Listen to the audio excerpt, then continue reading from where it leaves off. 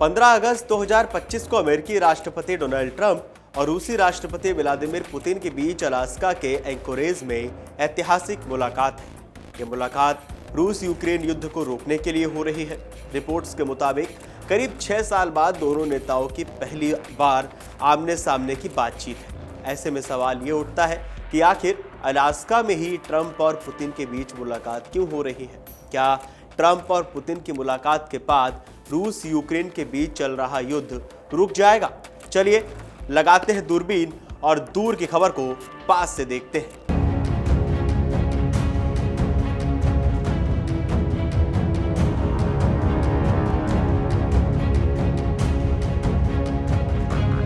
कुछ रिपोर्ट्स खंगालने के बाद हम आप तक ये जानकारी साझा कर रहे हैं। अलास्का को चुनने के पीछे का कारण क्या हो सकता है? ऐतिहासिक संबंध। अलास्का का रूस से गहरा और ऐतिहासिक रिश्ता है। साल 1867 तक ये रूसी साम्राज्य का हिस्सा था, जब जार अलेक्जेंडर द्वितीय ने इसे केवल $7.2 मिलियन यानी आज के मुकाबले लगभग $162 मिलियन में अमेरिका को बेच दिया था। प्रति एकड़ जमीन का दाम महज 2 सेंट था। भौगोलिक नजदीकी। अलास्का और रूस के बीच केवल 88 किलोमीटर यानी 55 मील की दूरी है, जो बेरिंग जलडमरू मध्य द्वारा अलग है।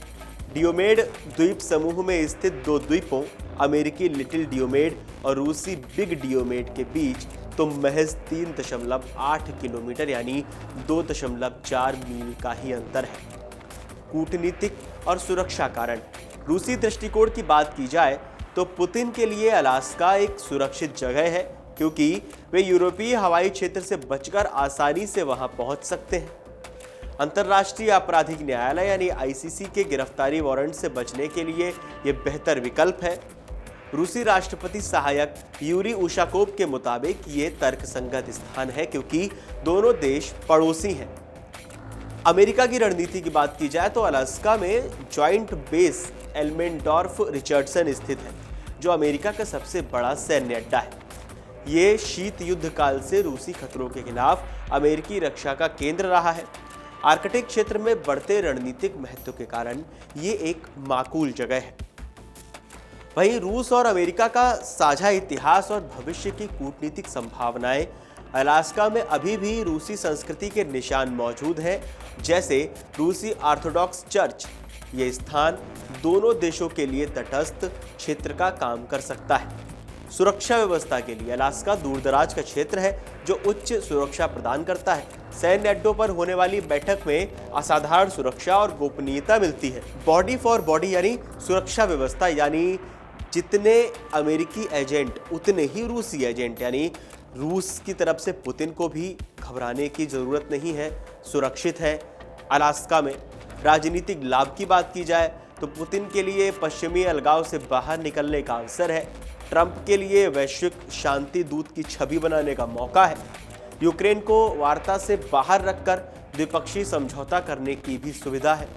दरअसल अलास्का का चयन केवल भौगोलिक सुविधा के कारण नहीं, बल्कि एक सोची समझी कूटनीतिक रणनीति है।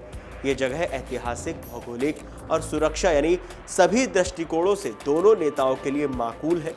ये मुलाकात न केवल रूस यूक्रेन युद्ध के भविष्य को प्रभावित कर सकती है, बल्कि अमेरिका रूस संबंधों और वैश्विक भू राजनीति में भी एक नया मोड़ ला सकती है। आप लोगों को क्या लगता है? पुतिन और ट्रंप की जो मुलाकात होने वाली है, लगातार हम बीते कुछ दिनों से देख रहे थे कि ट्रंप पुतिन को लेकर कई तीखे बयान दे रहे थे।